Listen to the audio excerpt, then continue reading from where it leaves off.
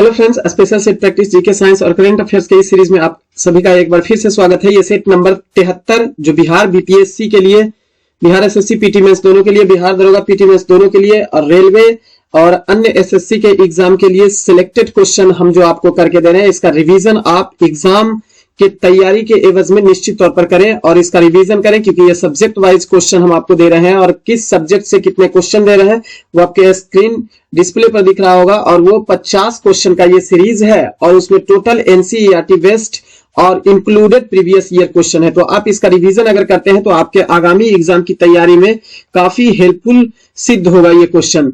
चलिए ये 73 number series का पहला क्वेश्चन देखते हैं। इसके पहले अगर केसरिया कंप्यूटर क्लास के यूट्यूब चैनल पर नए हैं तो सब्सक्राइब जरूर कर लीजिएगा, क्योंकि आगे आने वाले एग्जाम के लिए पल पल अपडेट और क्वेश्चन से रिलेटेड चीजें आपको यहाँ पे जानकारी मिलेगा। अगर इसका पीडीएफ चाहिए तो हमारे टेलीग्राम चैनल से जुड़ जाइएगा। टेलीग्राम चैनल का लिंक हम प्रत्येक वीडियो के डिस्क्रिप्शन में डाल देते हैं, वहां से हमसे टेलीग्राम चैनल से जुड़कर आप पीडीएफ का भी आनंद ले सकते हैं।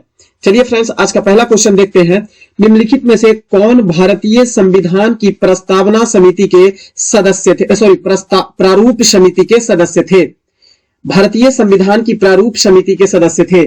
थोड़ा सा ध्यान देने योग्य बात है इसमें से, प्रारूप पर विचार विमर्श करने के लिए और इस प्रारूप पर संविधान के लिए एक प्रारूप का मसौदा तैयार किया गया था बी.एन. राव के द्वारा।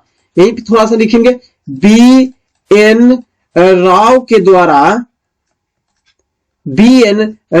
द्वारा एक मसौदा तैयार किया गया था। इसका नाम था प्रारूप, संविधान का प्रारूप तैयार करना। और उसी संविधान के प्रारूप को तैयार हो जाने के बाद इस पर विचार विमर्श करने के लिए 29 अगस्त 1947 ईस्वी को एक संकल्प पारित होता है, जिसके तहत प्रारूप समिति का गठन किया जाता है ताकि संविधान के प्रारूप पर विचार विमर्श हो सके। अब ध्यान रखेंगे फ्रेंड्स, इस प्रारूप समिति के कुल 7 सदस्य थे, जिसमें से बी.आर. अंबेडकर जो थे वो अध्यक्ष थे। बी.आर. अंबेडकर इसके अध्यक्ष थे और इस प्रारूप समिति में कुल सदस्यों की संख्या जो थी वो 7 सदस्य थे। क्लियर, 7 सदस्य थे। ध्यान देंगे, वो 7 सदस्य कौन थे? बी.आर. अंबेडकर जो अध्यक्ष के रूप में थे, दूसरा एन. गोपाल स्वामी आयंगर, अल्लादी कृष्ण स्वामी अय्यर, कन्हैया लाल मणिकलाल मुंशी, मोहम्मद सादुल्ला, एन. माधवराव जो बी.एल. मित्र के स्थान पर बने थे, और डी.पी. खेतान जो 1948 ईस्वी में इनकी मृत्यु हो जाने के बाद टी.टी. कृष्णमाचारी इस प्रारूप समिति का सदस्य बनाए गए थे। तो कुल 7 सदस्यीय सदस्य था। एन. गोपाल स्वामी आयंगर थे, जवाहरलाल नेहरू इसमें इसके सदस्य नहीं थे, अल्लादी कृष्ण स्वामी अय्यर थे, लेकिन सरदार वल्लभ भाई पटेल नहीं थे। एक बार फिर से कौन कौन थे? बी.आर. अंबेडकर जो अध्यक्ष थे, एन. गोपाल स्वामी आयंगर, अल्लादी कृष्ण स्वामी अय्यर, कन्हैया लाल मणिकलाल मुंशी, मोहम्मद सादुल्ला, एन. माधवराव जो बी.एल. मित्र के स्थान पर आए थे, और डी.पी. खेतान जो 1948 ईस्वी में मृत्यु हो गई इनकी और उसके स्थान पर टी.टी. कृष्णमाचारी को बनाया गया था। क्लियर? तो 2 सदस्य इसमें से ऑप्शन में दिया हुआ, एन. गोपाल स्वामी अयंगर और अल्लादी कृष्ण स्वामी अय्यर। तो आंसर आपका होगा 1 और 3, ऑप्शन नंबर सी सही आंसर होगा। नेक्स्ट क्वेश्चन है, डीएपी किससे संबंधित, डीएपी में कितने प्रतिशत फास्फोरस P2O3 तथा नाइट्रोजन कितनी पाई जाती है? यानी फास्फोरस का परसेंटेज पूछता है और नाइट्रोजन का परसेंटेज पूछता है कि कितना होता है। पहले जानेंगे डीएपी। इस डीएपी का पूरा रूप क्या होता है?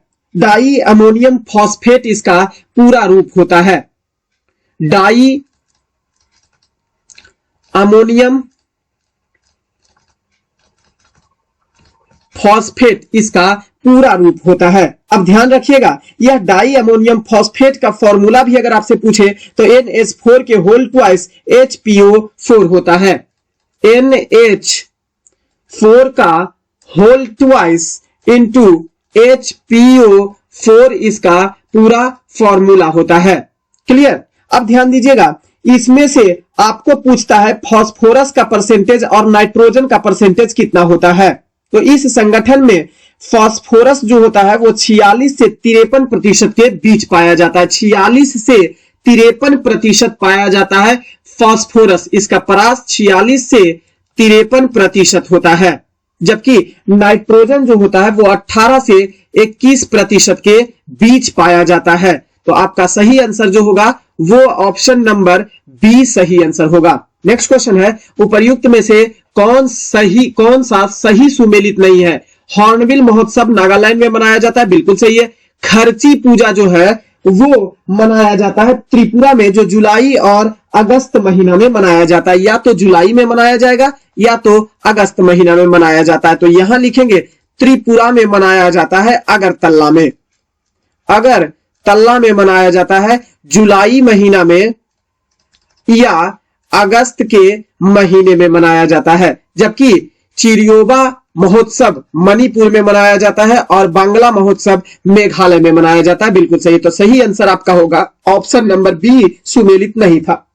नेक्स्ट क्वेश्चन है, निम्नलिखित राज्यों की स्थापना का सही आरोही क्रम आपको बताना है। राज्यों का सही अवरोही क्रम, तो सबसे पहले ध्यान रखेंगे इसमें से दिए गए ऑप्शन के अनुसार नागालैंड राज्य की स्थापना सबसे पहले हुई थी। नागालैंड राज्य की स्थापना 1 दिसंबर 1963 ईस्वी को हुई थी। 1 दिसंबर 1963 ईस्वी को हुई थी। मेघालय राज्य की स्थापना की अगर यदि जो बात करेंगे तो मेघालय की स्थापना 21 जनवरी 1942 ईस्वी को हुई थी। 21 जनवरी 1942 नहीं, सॉरी 72 ईस्वी में हुई थी। जबकि सिक्किम राज्य की स्थापना की बात किया जाए तो 16 मई 1975 ईस्वी को हुई थी। 1975 ईस्वी को हुई थी। और अरुणाचल प्रदेश राज्य की स्थापना 20 फरवरी 1987 ईस्वी को इसे राज्य का दर्जा दिया गया था, 1987 ईस्वी को। क्लियर है? तो क्रम के अनुसार अगर देखेंगे तो नागालैंड राज्य का क्रम सबसे पहले, उसके बाद मेघालय, उसके बाद सिक्किम और तब अरुणाचल प्रदेश 1987 ईस्वी में 20 फरवरी को राज्य का दर्जा मिला। नेक्स्ट क्वेश्चन है, किसी धर्म विशेष के संवर्धन के लिए करों के भुगतान की अनिवार्यता से मुक्ति की गारंटी किसमें दी गई है? किस अनुच्छेद में मुक्ति की गारंटी दी गई है करों से संवर्धन के मामले में? तो देखा जाए तो अनुच्छेद 27 में कहा गया है कि राज्य किसी भी व्यक्ति को ऐसे कर देने के लिए बाध्य नहीं कर सकता है जिसकी आय किसी विशेष धर्म अथवा धार्मिक संप्रदाय की उन्नति या पोषण में व्यय करने के लिए विशेष रूप से निश्चित कर दी गई है। तो ऑप्शन नंबर सी बनता है। अनुच्छेद 27 में इस बात की चर्चा किया गया है। अनुच्छेद 25 की चर्चा की बात करेंगे तो ध्यान देंगे अंतःकरण की और धर्म के अबाध रूप से मानने, उसका आचरण करने और उसका प्रचार प्रसार करने की स्वतंत्रता अनुच्छेद 25 में दी गई है। इसी अनुच्छेद 25 के तहत सिखों को कृपाण धारण करने की भी स्वतंत्रता दी गई है। अनुच्छेद 26 के अंतर्गत धार्मिक कार्यों के प्रबंधन की स्वतंत्रता दी गई है। जबकि अनुच्छेद 28 की बात करें तो राज्य विधि से पूर्णतः पोषित किसी शिक्षण संस्थान में कोई धार्मिक शिक्षा के लिए बाध्य नहीं किया जाएगा, अनुच्छेद 28 में कहा गया है। क्लियर? नेक्स्ट क्वेश्चन है, निम्नलिखित युग्मों में से कौन सा एक युग्म सुमेलित नहीं किया हुआ है? ध्यान दीजिएगा, एपीको आंदोलन पी हेगड़े की अगुवाई में या नेतृत्व में किया गया था। दूसरा देखेंगे, चिपको आंदोलन सुंदरलाल बहुगुणा की अगुवाई में, बिल्कुल सही है, सुंदरलाल बहुगुणा की अगुवाई में चिपको आंदोलन किया गया था। उत्तराखंड में 1973 ईस्वी में हुआ था, उत्तराखंड के चमोली जिला में। क्लियर? तीसरा है, नर्मदा बचाओ आंदोलन मेधा पाटेकर से संबंधित है और यह इस पर बनाए जा रहे सरदार सरोवर बांध परियोजना के लिए विरोध करने के लिए सन 1985 ईस्वी में एक आंदोलन मेधा पाटेकर की अगुवाई में किया गया था। तो तीनों का तीनों यहां पे सही है, लेकिन शांत घाटी आंदोलन बाबा आमटे के नेतृत्व में नहीं किया गया था। शांत घाटी आंदोलन जो हुआ था वो ध्यान रखेंगे बाबा आमटे की अगुवाई में न होकर सुगथा कुमारी इससे संबंधित थी। तो ध्यान रखेंगे शांत घाटी सुगथा कुमारी का संबंध जो रहा है वो शांत घाटी आंदोलन से रहा है। क्लियर? जिसे साइलेंट वैली मूवमेंट के नाम से भी जाना जाता है। बाबा आमटे जो थे वो वन्य जीव संरक्षण से संबंधित थे, वन्य जीव संरक्षण से संबंधित थे और नर्मदा बचाओ आंदोलन से भी जुड़े हुए थे बाबा आमटे। तो ऑप्शन नंबर डी आपका सही सुमेलित नहीं किया हुआ है। नेक्स्ट क्वेश्चन है, निम्नलिखित देशों पर विचार करना है आपको, और विचार करने के उपरांत आपको इसमें यह बताना है कि कौन सा देश आर्कटिक काउंसिल के सदस्य है। इनमें से कौन सा देश आर्कटिक काउंसिल यानी आर्कटिक परिषद के सदस्य है। यही आपका मेनली रूप से क्वेश्चन है, दिया हुआ है और इसमें पूछता है आर्कटिक परिषद के सदस्य इनमें से कौन है। तो ध्यान रखिएगा, आर्कटिक परिषद के सदस्य जो इनमें है वो है डेनमार्क, वो है रशियन फाउंडेशन और एक है यूनाइटेड स्टेट ऑफ अमेरिका। ये तीनों शामिल है आर्कटिक परिषद में। अब इस आर्कटिक परिषद या आर्कटिक काउंसिल की स्थापना कब किया गया था? तो ओटावा घोषणा पत्र के द्वारा सन 1996 ईस्वी में इसकी स्थापना किया गया था। इस आर्कटिक परिषद की स्थापना, ध्यान देंगे कि ओटावा कनाडा में है, ओटावा घोषणा पत्र ओटावा घोषणा पत्र के दौरान 1996 ईस्वी में आर्कटिक परिषद की स्थापना की गई थी। इसके कुल 8 सदस्य हैं, केवल ध्यान रखें कुल 8 सदस्य हैं, जिसमें से डेनमार्क आपका दिया हुआ है, डेनमार्क है। दूसरा है रूस जो कि रशियन फाउंडेशन दिया हुआ है। तीसरा है Finland, Norway, Sweden, Finland, Norway, Sweden, इसके अलावा अमेरिका जो आपका दिया हुआ है, आइसलैंड और कनाडा आता है। आइसलैंड और कनाडा। तो यहां पर 1, 2, 3, 4 और 5, 6, 7 और कुल 8 सदस्य हैं। 8 सदस्य हैं आर्कटिक परिषद के। क्लियर है? तो सही आंसर आपका होगा option number D. Next question है, निम्नलिखित में कौन विश्व का नवीनतम राष्ट्र है? तो विश्व का सबसे नवीनतम राष्ट्र जो है वो दक्षिणी सूडान है। दक्षिणी सूडान की स्थापना मैप पर 9 जुलाई 2011 में हुई थी। 9 जुलाई 2011 में दक्षिणी सूडान बना। यह सूडान से अलग होकर बनाया गया राष्ट्र है। इसकी राजधानी की बात करें दक्षिणी सूडान की तो जूबा इसकी राजधानी है तथा यह विश्व का 193वां सदस्य है। 193वां राष्ट्र के रूप में जाना गया और सबसे नवीनतम राष्ट्र है। नेक्स्ट क्वेश्चन है, भारतीय संविधान में अपशिष्ट शक्तियां किसमें निहित की गई हैं? तो अपशिष्ट शक्ति जो है वो संसद के अंतर्गत प्रदान किया गया है। भारतीय संविधान का अनुच्छेद 248 क्या कहता है? 2 दूना 4 दूना 8। अनुच्छेद 2 दूना 4 दूना 8 अनुच्छेद 248 के अंतर्गत अपशिष्ट शक्ति जो है इसका उल्लेख किया गया है।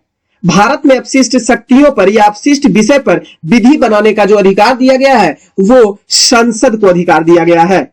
जबकि अमेरिका और ऑस्ट्रेलिया की बात करें तो वहां अपशिष्ट शक्तियां राज्य में तथा कनाडा में अपशिष्ट शक्तियां संघ सरकार में निहित की गई है। भारत में संसद यानी केंद्र सरकार को निहित की गई है, जबकि अमेरिका और ऑस्ट्रेलिया की अगर बात करें, अमेरिका प्लस ऑस्ट्रेलिया की बात करें तो इस अपशिष्ट शक्ति को राज्य के अंतर्गत प्रदान किया गया है, राज्य को दिया गया है। अपशिष्ट शक्ति किसको दिया गया है? राज्य को दिया गया है अमेरिका और ऑस्ट्रेलिया में, जबकि कनाडा में संघ सरकार को, कनाडा में अपशिष्ट शक्ति संघ सरकार को सौंपा गया है। क्लियर? नेक्स्ट क्वेश्चन है, वायुमंडल हमारे ऊपर बहुत अधिक दबाव डालता है परंतु हम इसका अनुभव कर ही नहीं पाते हैं, ऐसा क्यों संभव हो पाता है? तो क्योंकि हमारा रक्त वायुमंडल के दबाव से कुछ अधिक दबाव डालता है, जिसके कारण से ऐसा संभव होता है कि वायुमंडल जो दबाव डालता है उसका अनुभूति हमें नहीं होता है। नेक्स्ट क्वेश्चन है, बोलोमीटर का प्रयोग किसे मापने के लिए किया जाता है? तो बोलोमीटर का प्रयोग विद्युत चुंबकीय विकिरण को मापने के लिए इस्तेमाल किया जाता है। यह एक अति संवेदनशील हाईली सेंसिटिव यंत्र होता है। जो कि चुंबकीय विकिरण को मापने के लिए उपयुक्त होता है। इसमें धातु की एक पतली अवशोषक पट्टी जो होती है वो लगी होती है और एक तापीय स्रोत से जुड़ा हुआ यह होता है। और जब यह पट्टी तापीय विकिरण के संपर्क में आ जाती है तो विकिरण को अवशोषित करने के कारण इसका ताप बढ़ जाता है और तापमान में हुआ यही परिवर्तन प्रतिरोधी थर्मामीटर की सहायता से माप लिया जाता है। क्लियर। नेक्स्ट क्वेश्चन है, निम्न में कौन सा देश यूएन सिक्योरिटी काउंसिल का अस्थायी सदस्य नहीं है? तो अस्थायी सदस्य नहीं है, ध्यान देंगे थोड़ा सा, अस्थायी सदस्य कौन नहीं है? सिक्योरिटी काउंसिल का मतलब होता है यूएन का, सिक्योरिटी काउंसिल का मतलब होता है सुरक्षा परिषद, सुरक्षा परिषद। और इस सुरक्षा परिषद को दुनिया का पुलिस मैन कहा जाता है, दुनिया का पुलिस मैन कहा जाता है।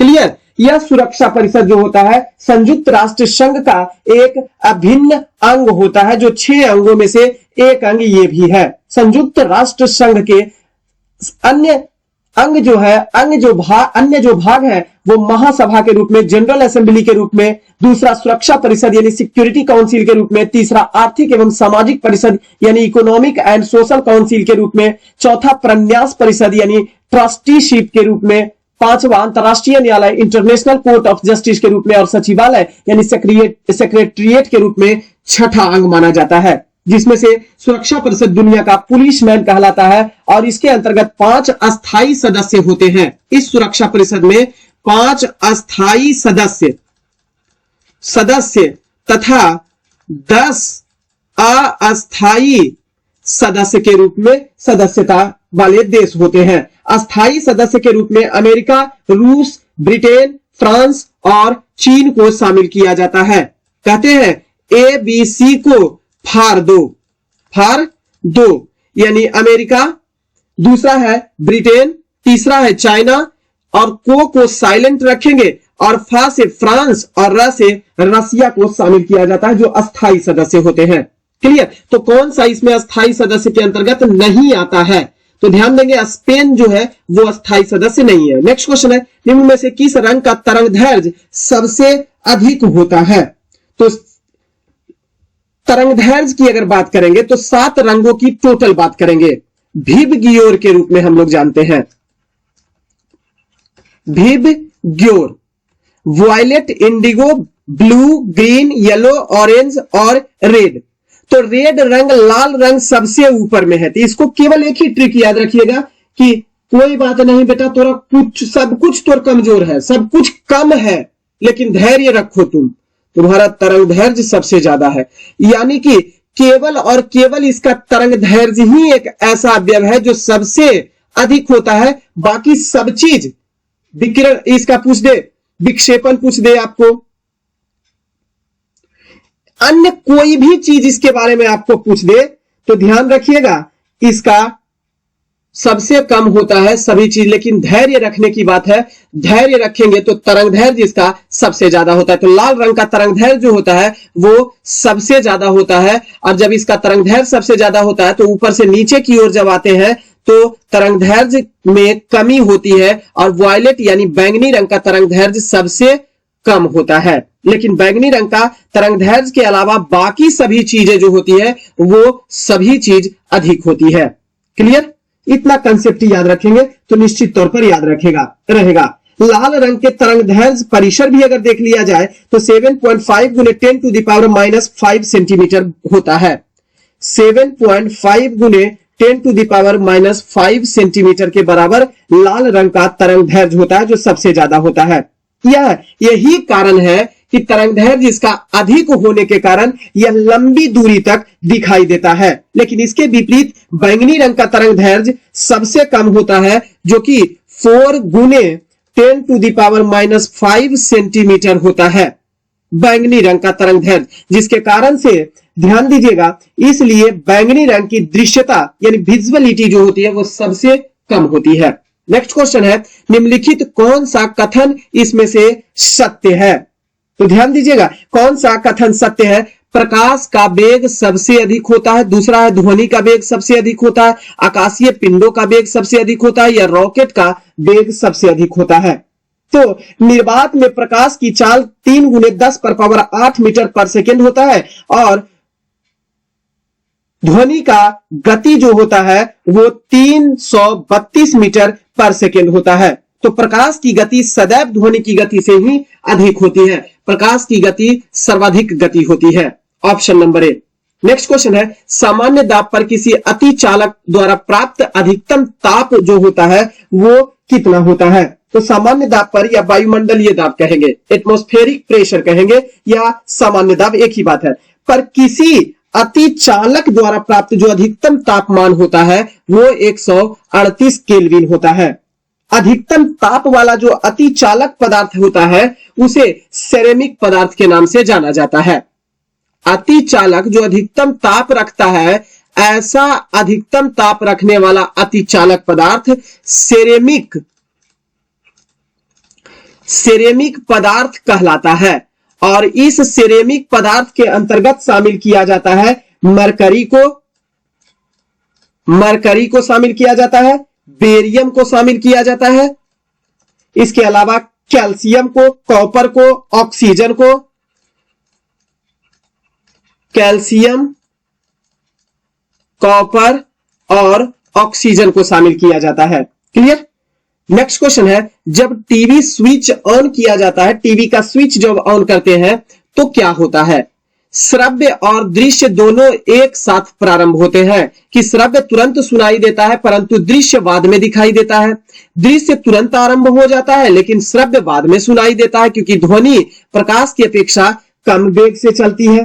तो टीवी का स्विच ऑन करने पर श्रव्य तथा दृश्य दोनों एक साथ प्रारंभ होते हैं। यद्यपि ऐसा होता है कि ध्वनि का वेग प्रकाश की तुलना में कम होता है, इसलिए सिद्धांततः अगर देखा जाए तो दृश्य पहले दिखाई देना चाहिए और ध्वनि बाद में दिखाई देना चाहिए, परंतु ऐसा होता नहीं है। टेलीविजन में क्या होता है कि ऑडियो सिंक्रोनाइज नामक एक उपकरण लगा होता है जो इस त्रुटि को दूर कर देता है और दोनों एक साथ ही स्विच प्रारंभ करने पर या स्विच ऑन करने पर दोनों एक साथ बाहर दिखाई देते हैं। तो ध्यान देंगे, ऑडियो सिंक्रोनाइजर लगा हुआ होता है जिसके कारण से ऐसी स्थिति उत्पन्न होती है। ऑडियो सिंक्रोनाइजर प्रणाली के कारण ऐसा संभव हो पाता है। ऑप्शन नंबर ए। नेक्स्ट क्वेश्चन है, कौन सी धातु हथेली पर रखे जाने पर पिघल जाती है? वो गैलियम धातु होती है जो हथेली पर रखे जाने पर यह पिघल जाती है। यह प्रकृति में शुद्ध रूप में नहीं पाया जाता है, परंतु इसके यौगिक जो बैक्साइड और जस्ते होते हैं इसके खनिज अल्प मात्रा में पाए जाते हैं।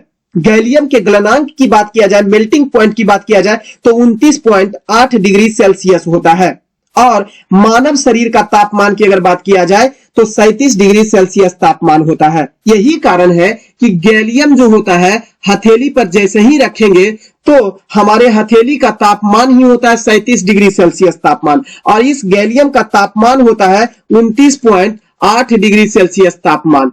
तो इतना तापमान, इससे ज्यादा तापमान हमारा हथेली पर होता है। कितना? 37 डिग्री सेल्सियस तापमान। तो हथेली पर रखने पर यह गैलियम तो पिघल ही जाएगा।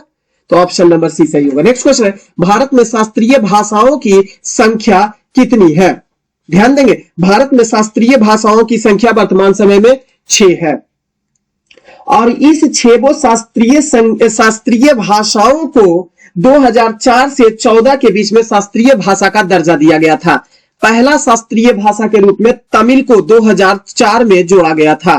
तमिल भाषा को 2004 में शास्त्रीय भाषा का दर्जा दिया गया था। दूसरा में आता है संस्कृत को 2005 में शास्त्रीय भाषा का दर्जा दिया गया था। तीसरा आता है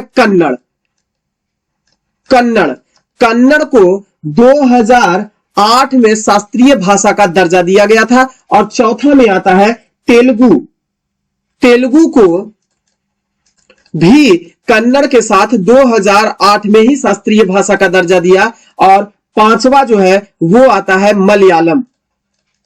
मलयालम को 2013 में शास्त्रीय भाषा का दर्जा प्राप्त हुआ और ओडिया को 2014 में शास्त्रीय भाषा का दर्जा प्राप्त हुआ। तो तमिल, संस्कृत, कन्नड़, तेलुगु, मलयालम और उड़िया भाषा, इतने भाषा शास्त्रीय भाषा का दर्जा के रूप में है। कब कब, ये भी स्क्रीन पर लिख दिए, आप इसको भी याद रखिएगा। नेक्स्ट क्वेश्चन है, पोखरण नाभिकीय परमाणु परीक्षण जो 1974 ईस्वी में हुआ था, ध्यान रखेंगे 1974 ईस्वी में जो हुआ था, इसका आधिकारिक कोड क्या रखा गया था? स्माइलिंग बुद्धा के नाम से पोखरण परमाणु परीक्षण राजस्थान में किया गया था 1974 ईस्वी में 18 अगस्त के दिन। ध्यान रखेंगे 18 अगस्त के दिन 1974 ईस्वी में पोखरण परमाणु परीक्षण किया गया था, जिसका नाम स्माइलिंग बुद्धा था।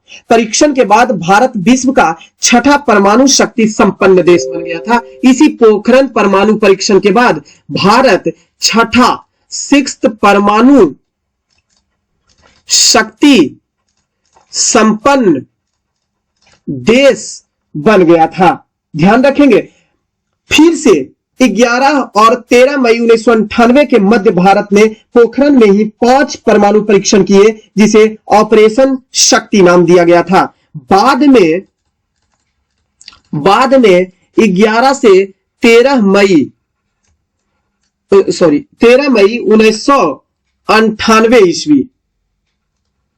1998 ईस्वी में पोखरण में ही 5 परमाणु परीक्षण, पोखरण में ही 5 परमाणु परीक्षण हुआ।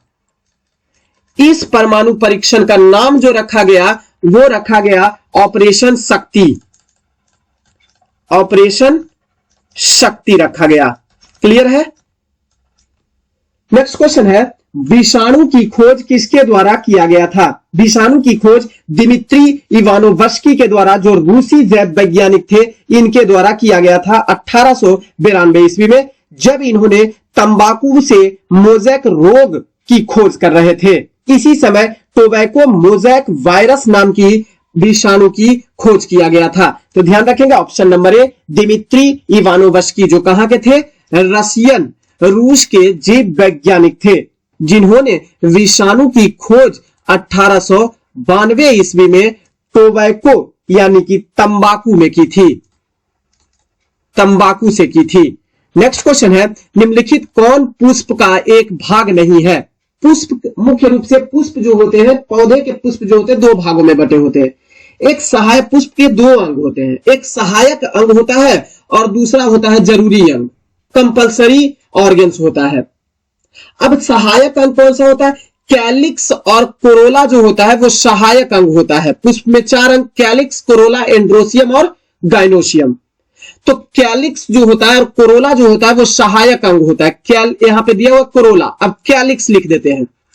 कैलिक्स बाह्य दलपुंज, बाह्य दलपुंज, एक दलपुंज होता है, दूसरा बाह्य दलपुंज होता है। ये दोनों जो होते हैं वो सहायक अंग होते हैं पुष्प के, जबकि एंड्रोसियम और गाइनोसियम जो होता है, पुमंग और जायांग जो होता है, वो निश्चित तौर पर पुष्प के जरूरी भाग होते हैं, जरूरी अंग होता है, जिसे सेक्स ऑर्गन्स के नाम से जाना जाता है। पुमंग और जायांग को सेक्स ऑर्गन्स के नाम से जाना जाता है, जो जरूरी अंग होता है। क्लियर? पुमांग जो होता है वो पुरुष जननांग होता है, पौधे का पुरुष जननांग होता है, जबकि जायांग जो होता है वो स्त्री जननांग होता है। क्लियर? तो पर्णवृंत जो होता है ये पुष्प का भाग नहीं होता है, ये पत्ती का भाग होता है। नेक्स्ट क्वेश्चन है, कौन सा हार्मोन लड़ो और उड़ो हार्मोन के नाम से भी जाना जाता है? तो लड़ो और उड़ो हार्मोन के नाम से एड्रेनलिन हार्मोन जाना जाता है। इसका सेक्रीशन, एड्रेनलिन हार्मोन का सेक्रीशन जो होता है वो तनावपूर्ण स्थिति में उत्पन्न होता है। एड्रीनल ग्रंथि से स्रावित होने वाला यह हार्मोन होता है। हृदय स्पंदन की दर को यह बढ़ा देता है तथा त्वरित निर्णय लेने के लिए शरीर में सहायता करता है। कोई एक कपड़ा आपको मारा तो आप उसके बदले में तुरंत त्वरित निर्णय लिए, उसको 4 तबला खींच के लगातार मार दिए।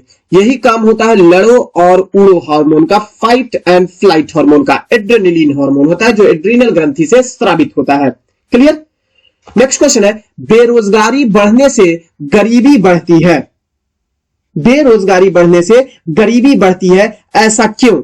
क्योंकि गरीबी रेखा से नीचे वालों की संख्या बढ़ जाती है, इसके कारण से बेरोजगारी अगर बढ़ेगा तो गरीबी बढ़ जाती है। बेरोजगारी का क्या अर्थ होता है? तो व्यक्ति में रोजगार करने की इच्छा और क्षमता होते हुए भी उसे रोजगार के अवसर न मिल पाना, इसी को बेरोजगारी की स्थिति कहा जाता है। और अगर इस बेरोजगारी की समस्या बढ़ती जाएगी तो लोगों की आय में कमी आती है। परिणाम स्वरूप क्या होगा कि लोग गरीब रेखा से ऊपर जा ही नहीं पाएंगे, गरीबी रेखा से कुछ ही ऊपर रहेंगे, बाकी के लोग गरीबी रेखा से भी नीचे आ जाते हैं और इस प्रकार गरीबी रेखा के नीचे वालों की संख्या बढ़ जाती है। ऑप्शन नंबर ए। नेक्स्ट क्वेश्चन है, ऐसी मुद्रा जिसमें शीघ्र पलायन कर जाने की क्षमता पाई जाती है, इसे कौन सी मुद्रा के नाम से जाना जाता है? तो इसी को हॉट मनी कहा जाता है, गर्म मुद्रा कहा जाता है, जिसमें लाभ अर्जित कर लिया और इस उद्देश्य से शीघ्र पलायन कर जाने की प्रवृत्ति पाई जाती है। अमेरिकी डॉलर, येन, यूरो, ये सभी अंतरराष्ट्रीय मुद्रा को हॉट मनी के नाम से जाना जाता है। तो हॉट मनी के रूप में लिख लेंगे कौन कौन होता है? अमेरिकी डॉलर, डॉलर अमेरिकी। दूसरा अगर ध्यान देंगे तो येन जो जापान की मुद्रा है, और यूरो जो यूरो समुदाय देश का मुद्रा होता है। ये सभी हॉट मनी के अंतर्गत शामिल किया जाता है। एक और आता है इसमें token money. Option number D में है टोकन मनी। टोकन मनी क्या है? सांकेतिक मुद्रा है, जिसको सांकेतिक कहेंगे, सांकेतिक मुद्रा होता है। यह सांकेतिक मुद्रा जो होता है वह भारत में मोहम्मद बिन तुगलक के द्वारा जारी किया गया था सबसे पहली बार। क्लियर। नेक्स्ट क्वेश्चन है, संघीय बजट में राजकोषीय घाटे का क्या अर्थ होता है? तो राजकोषीय घाटे का मतलब होता है बजट घाटे और आंतरिक तथा बाह्य ऋणों के निवल वृद्धि का योगफल जो होता है वो राजकोषीय घाटा कहलाता है। नेक्स्ट क्वेश्चन है, इनमें कौन सा संगठन सबसे पहले गठित हुआ था? तो सबसे पहले गठित कौन हुआ था देख लेंगे बारी बारी से। IMF की स्थापना 1945 ईस्वी में हुई। 1945 ईस्वी में IMF की स्थापना हुई। WHO की स्थापना 1948 ईस्वी में हुई। ILO इंटरनेशनल लेबर ऑर्गेनाइजेशन की स्थापना 1919 ईस्वी में हुई और खाद्य एवं कृषि संगठन FAO की स्थापना 1945 ईस्वी में हुई थी। क्लियर। तो समझ गए सबसे पहले गठित कौन इसमें से हुआ था? 1919 ईस्वी में ILO इंटरनेशनल लेबर ऑर्गेनाइजेशन की स्थापना 1919 ईस्वी में सबसे पहले हुई। दूसरे स्थान पर खाद्य एवं कृषि संगठन FAO और तीसरे स्थान पर अंतरराष्ट्रीय IMF की स्थापना और चौथे स्थान पर WHO 1948 ईस्वी। नेक्स्ट क्वेश्चन है, 8वीं पंचवर्षीय योजना के अंतर्गत योजना आयोग ने भारत को कितने कृषि जलवायु प्रदेशों में विभक्त कर दिया था? 15 कृषि जलवायु प्रदेशों में उसे विभक्त कर दिया गया था। बड़ा इंपॉर्टेंट क्वेश्चन है, ध्यान रखेंगे। 8वीं पंचवर्षीय योजना को ध्यान रखेंगे। योजना आयोग द्वारा 1989 ईस्वी में योजना आयोग ने 8वीं पंचवर्षीय योजना के अंतर्गत 1989 ईस्वी में 15 कृषि जलवायु प्रदेशों में विभाजित किया था। इन कृषि जलवायु प्रदेशों के निर्धारण में उस सभी क्षेत्र विशेष के भौतिक गुणों और सामाजिक आर्थिक विशेषताओं को आधार बनाया गया था। क्लियर। नेक्स्ट क्वेश्चन है, निम्नलिखित कथनों में कौन सा कथन आपका सत्य है? तो ध्यान देंगे, कौन सा कथन आपका सत्य है? सार्वजनिक क्षेत्र के उद्योग सरकार द्वारा वित्त पोषित होते हैं। बिल्कुल सही है, सार्वजनिक क्षेत्र के उद्योग सरकार द्वारा नियंत्रण किए जाते हैं और वे कंपनी या निगम होते हैं जो सरकार द्वारा वित्त पोषित होते हैं। सार्वजनिक क्षेत्र में सामान्य सामरिक और राष्ट्रीय महत्व के उद्योग धंधे आते हैं, जैसे कि NTPC, BHEL, GAIL, और SAIL को शामिल किया था। ये सभी सार्वजनिक क्षेत्र की कंपनियां हैं। तो ऑप्शन नंबर ए तो बिल्कुल सही है। दूसरा, सार्वजनिक क्षेत्र में सामरिक और राष्ट्रीय महत्व के उद्योग धंधे नहीं आते हैं। ये गलत है, बिल्कुल ही आते हैं। तो ऑप्शन ए जो है वो आपका सही होगा। नेक्स्ट क्वेश्चन है, भारत का पहला लौह इस्पात उद्योग कहां स्थापित किया गया है? तो पहला जमशेदपुर में स्थापित किया गया है लौह इस्पात औद्योगिक का स्थापना। अब जमशेदपुर में भी साकची नामक गांव में स्थापित किया गया था। साकची गांव में स्थापित किया गया था। पहला 1907 ईस्वी में स्थापित किया गया था जमशेद जी टाटा के द्वारा। जमशेदपुर में 1907 ईस्वी में स्थापित किया गया था जमशेद जी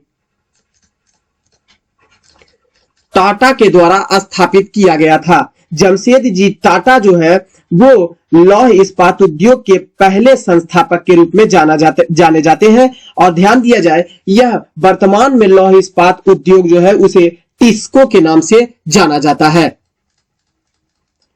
टिस्को के नाम से वर्तमान समय में इसे जाना जाता है। नेक्स्ट, तो क्वेश्चन कभी पूछेगा भी कि टिस्को की स्थापना कब हुई थी, तो ध्यान रखेंगे 1907 ईस्वी में। नेक्स्ट क्वेश्चन है, कलकत्ता और दिल्ली किस राष्ट्रीय राजमार्ग द्वारा जुड़े हुए हैं? राष्ट्रीय राजमार्ग को याद करने के लिए एक ट्रिक याद रखेंगे, दीपा दीको आगम मुच्चे कोच्चे कोलम बड़का DJM। दीपा दीको आगम मुच्चे कोच्चे कोलम और बड़का DJM। क्लियर? ये याद रखने का ट्रिक है। दिल्ली से पालनपुर NH1 है। दिल्ली से कोलकाता के बीच NH2 है। आगम जो है वो आगरा से मुंबई को जोड़ती है NH3 के रूप में, जबकि NH4 जो है वो मुंबई से चेन्नई के बीच है और NH5 जो है वो कोलकाता से चेन्नई के बीच में है और NH6 जो है वो कोलकाता को मुंबई से जोड़ देती है कोलम से। जबकि बड़का से याद रखेंगे NH7 जो है वो वाराणसी से कन्याकुमारी को जोड़ती है बड़का में, और DJM दिल्ली, जयपुर और मुंबई होते NH8 जाता है। इतना आपको ध्यान रखना बहुत जरूरी होता है, इस ट्रिक को याद रखेंगे। तो ध्यान रखें, कोलकाता और दिल्ली, तो दीको यानी NH2 वाला आपका क्वेश्चन है। तो NH2 जो है वो कोलकाता और दिल्ली को जोड़ देती है, NH2। इसके अलावा ध्यान रखेंगे कोलकाता और दिल्ली के बीच NH19 भी स्थित है, इसको भी याद रखेंगे क्योंकि यह दिल्ली से हरियाणा, उत्तर प्रदेश, बिहार और झारखंड से गुजरते हुए पश्चिम बंगाल तक किया जाता है। इसकी लंबाई की अगर NH19 की लंबाई की बात किया जाए तो 1454 किलोमीटर इसकी टोटल लंबाई है। पूर्व में इसे NH2 के नाम से जाना जाता, यही था। NH2 जो था वो NH19 पहले जाना जाता था, वर्तमान समय में NH19 के नाम से इसे जाना जाता है। क्लियर? ग्रैंड ट्रक रोड भी इसी NH19 को कहेंगे या NH2 को कहेंगे। ग्रैंड ट्रक रोड इसी को कहेंगे। शेरशाह सूरी के द्वारा स्थापित किया गया था। शेरशाह सूरी राजमार्ग के नाम से भी इसे जाना जाता है। नेक्स्ट क्वेश्चन है, हरित क्रांति ग्रीन रेवोल्यूशन से क्या तात्पर्य है? तो हरित क्रांति जो है वो उच्च उत्पादन विविधता प्रोग्राम होता है। विविधता, उच्च उत्पादन विविधता का एक प्रोग्राम था जो हरित क्रांति के अंतर्गत शामिल किया गया था। हरित क्रांति शब्द का प्रथम प्रयोग अमेरिकी विद्वान डॉक्टर विलियम गैडे के द्वारा किया गया था। इस शब्द का सर्वप्रथम प्रयोग अमेरिकी वैज्ञानिक अमेरिका के विलियम गैडे के द्वारा हरित क्रांति शब्द का प्रतिपादन किया गया था। भारत में हरित क्रांति की शुरुआत होती है 1966 से 67 ईस्वी में हरित क्रांति की शुरुआत होती है। और ध्यान देंगे, यह क्रांति गेहूं के उत्पादन से सफल रहने का काम करती है क्योंकि इसमें उच्च गुणवत्ता वाला गेहूं के बीज जो थे मैक्सिकन प्रजाति के जो थे उसका तेजी से विकास हुआ था। भारत में हरित क्रांति का जनक अगर बात किया जाए तो एम.एस. स्वामीनाथन को हरित क्रांति का जनक कहा जाता है भारत में। नेक्स्ट क्वेश्चन है, नीचे दिए गए युग्मों में से कौन सा या कौन से युग्म सुमेलित इसमें से नहीं किया हुआ है? नहीं किया हुआ है सुमेलित में, देखेंगे पहले। जल मार्ग संख्या 1 या हल्दिया और इलाहाबाद के बीच स्थित है, जो कानपुर के रास्ते मिलती है। तो एक तो बिल्कुल ही सही है, यह गंगा नदी पर बनाया हुआ है राष्ट्रीय राजमार्ग 1 हल्दिया से इलाहाबाद, ध्यान रखेंगे। और इसकी टोटल लंबाई जो है 1620 किलोमीटर यह लंबा है। दूसरा जल मार्ग दूसरा जो है वो सदिया और धुबरी के बीच स्थापित है। सदिया और धुबरी के मध्य स्थित है। इसकी टोटल लंबाई 891 किलोमीटर है, जो यह ब्रह्मपुत्र नदी पर स्थित है, जबकि ये गंगा नदी पर है। क्लियर।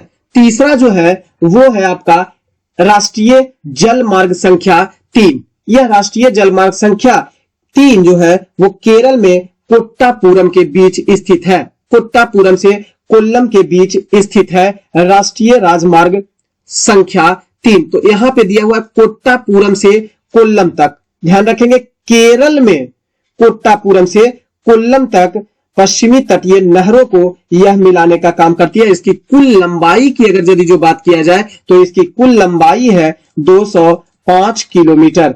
तो केरल में कोट्टापुरम से कोल्लम तक बिल्कुल सही है। तो 3 भी आपका राष्ट्रीय जल मार्ग संख्या बिल्कुल सही है। तो इनमें से कोई नहीं है जो सुमेलित आपका नहीं है, सभी सुमेलित है। क्लियर।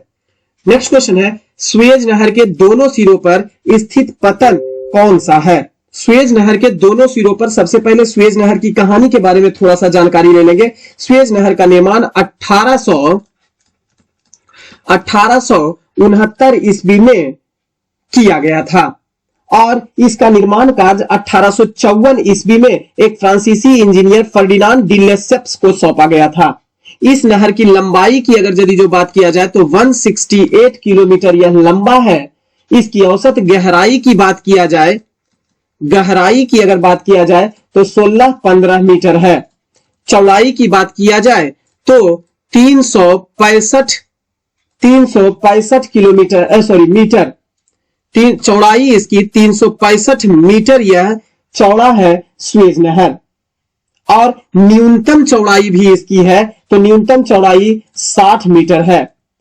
इस नहर के उत्तर प्रवेश द्वार पर यानी कि भूमध्य सागर की ओर चलेंगे तो पोर्ट सईद नामक बंदरगाह मिलेगा उत्तरी भाग पर। सुएज नहर के उत्तरी सिरे पर पोर्ट सईद, ध्यान देंगे, सुएज नहर है, बीच में मान लिया सुएज नहर है, उत्तर में पोर्ट सईद है और दक्षिण में पोर्ट स्वेज नामक बंदरगाह है। क्लियर। अब ध्यान दीजिएगा, दोनों तो बंदरगाह की बात हो गया। इस नहर के उत्तरी भाग में लिटिल झील भी है। उत्तर में चलेंगे तो यहां पर लिटिल झील है, जबकि मध्य भाग में टिमसा झील है। टिमसा झील जो है वह मध्य भाग में, और दक्षिण भाग में अगर बात किया जाए तो ग्रेट बीटर झील है। ग्रेट बीटर झील स्थित है। अब थोड़ा सा और ध्यान देंगे, जोर देंगे तो पश्चिमी किनारे पर इस्माइलिया नगर भी बसा हुआ है। पश्चिमी किनारे पर इस्माइलिया नगर भी पश्चिमी किनारे पर इसके स्थित है। तो ध्यान देंगे, सुएज नहर दोनों सिरों पर स्थित पतन कौन सा हो गया? पोर्ट सईद और पोर्ट स्वेद। पोर्ट सईद जो है उत्तर में है और पोर्ट स्वेज दक्षिण में स्थित है। Option number C. Next question है, अरुणाचल प्रदेश करने पर ब्रह्मपुत्र नदी अरुणाचल प्रदेश में प्रवेश करने पर प्रवेश करने पर ब्रह्मपुत्र नदी को किस नाम से संबोधित किया जाता है? थोड़ा ध्यान देंगे कि ब्रह्मपुत्र नदी को तिब्बत में किस नाम से जाना जाता है। तो तिब्बत में ब्रह्मपुत्र, जहां इसका उद्गम स्थल है, तिब्बत के मानसरोवर झील में ब्रह्मपुत्र नदी का उद्गम स्थल है। ब्रह्मपुत्र नदी जो है वो तिब्बत में सांगपो के नाम से जाना जाता है। तिब्बत में सांगपो के नाम से इसे जाना जाता है।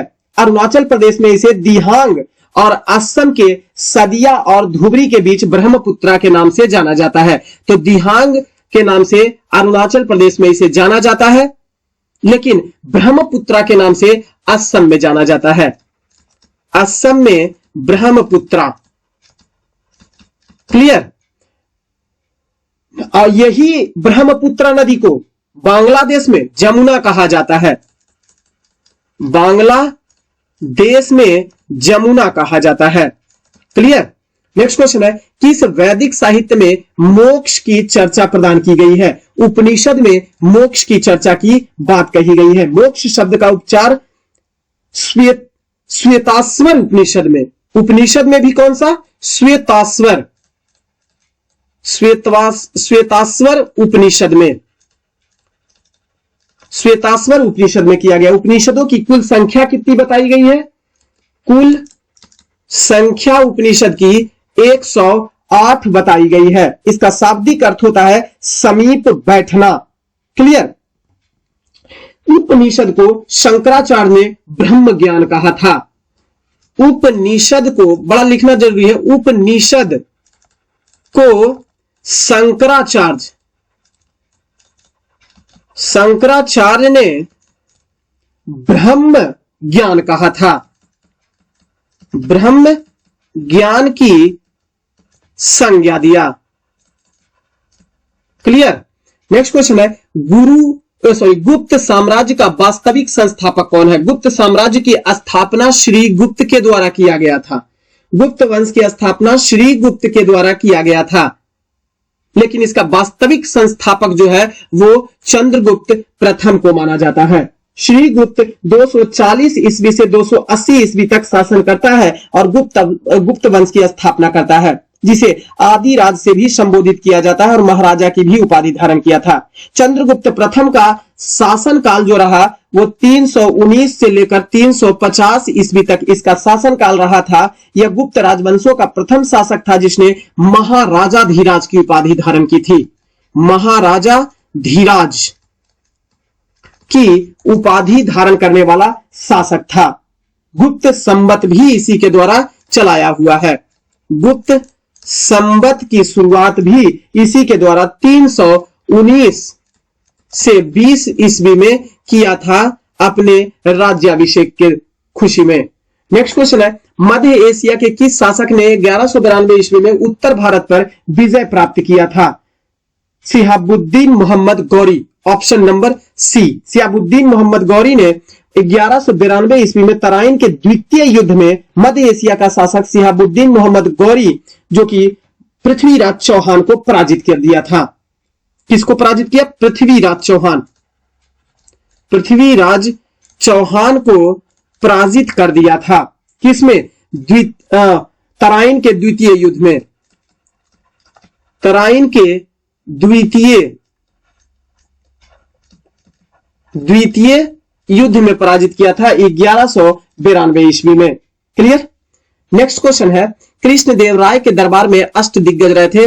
अब कृष्णदेवराय के दरबार में तेलुगु साहित्य के 8 सर्वश्रेष्ठ कवि रहते थे। ये अष्ट दिग्गज जो सुन रहे हैं ना, ये अष्ट दिग्गज जो थे वो तेलुगु साहित्य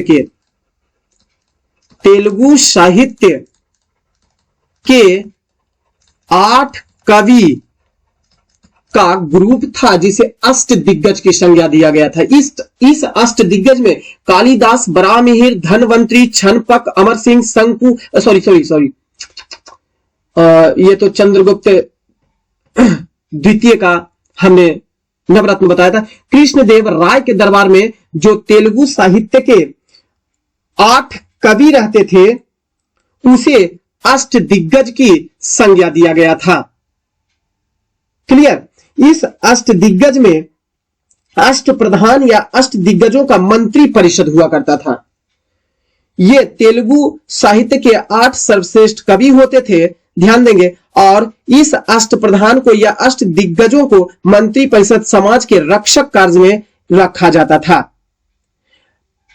कृष्णदेव राय की अगर यदि जो हम बात करें तो कृष्णदेव राय जो थे, इन्होंने आमुक्त माल्याद और जामवंती कल्याणम नामक पुस्तक की भी रचना किए थे।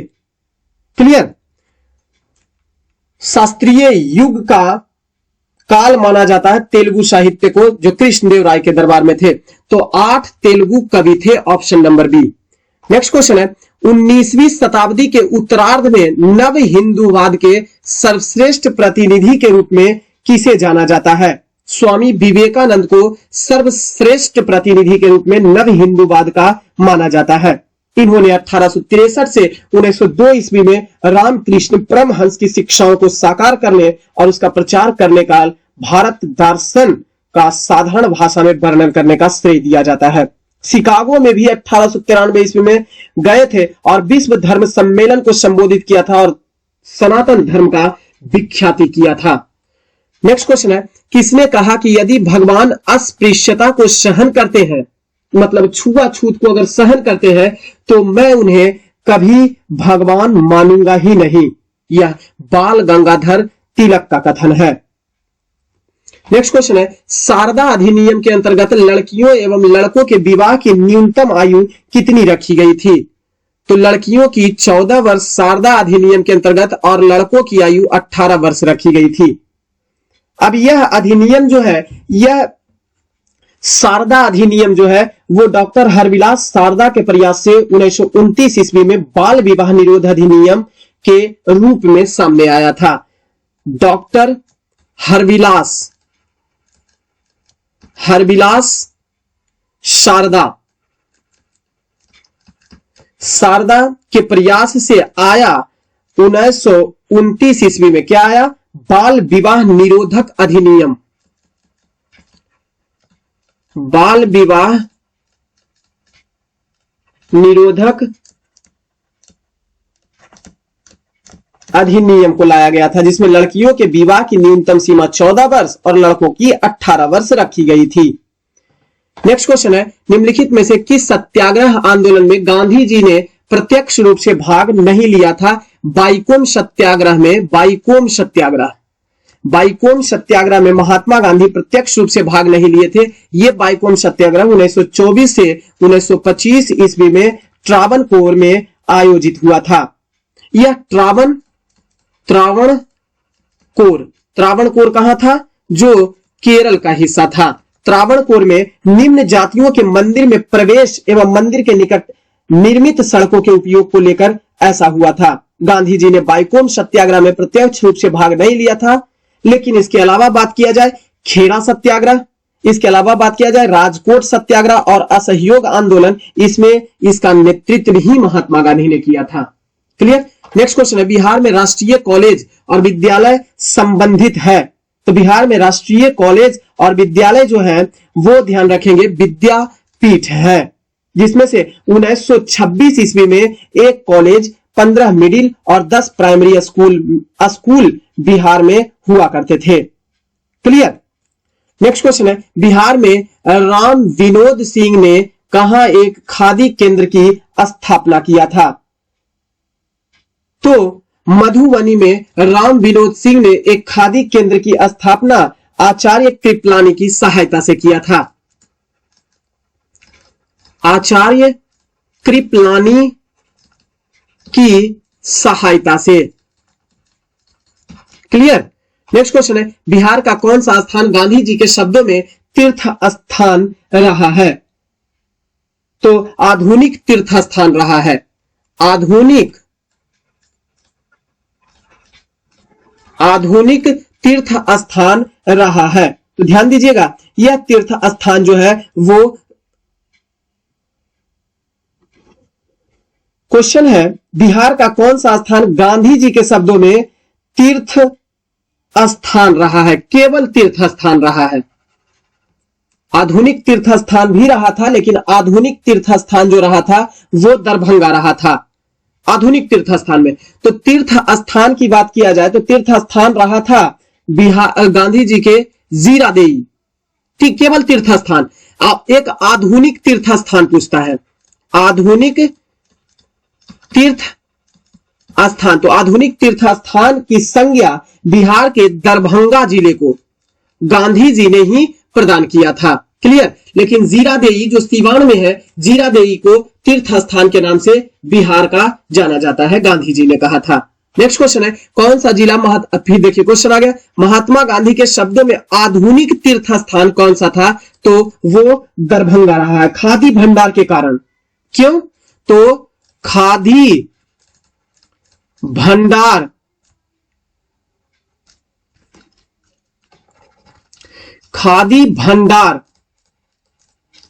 के कारण महात्मा गांधी ने दरभंगा को आधुनिक तीर्थ स्थान कहा है।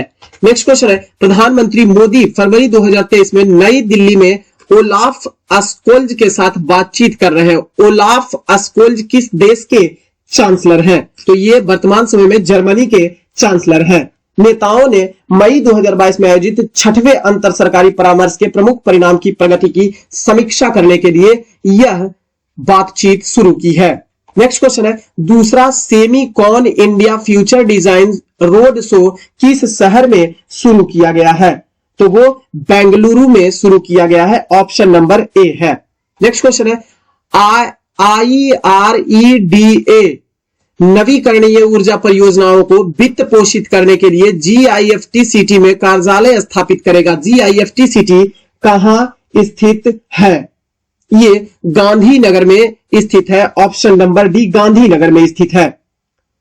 IREDA भारतीय अक्षय ऊर्जा विकास एजेंसी के रूप में जाना जाता है और इसके नवीकरणीय ऊर्जा परियोजनाओं को विदेशी मुद्रा में वित्त पोषित करने के लिए गुजरात के GIFT सिटी में एक कार्यालय स्थापित किया जा रहा है। नेक्स्ट क्वेश्चन है, जनगणना 2011 के आधार पर सर्व भारत की तुलना में बिहार के नगरीय जनसंख्या का प्रतिशत क्या रहा है, तो वो प्रतिशत जो रहा है वो भारत की तुलना में काफी कम प्रतिशत के रूप में रहा है।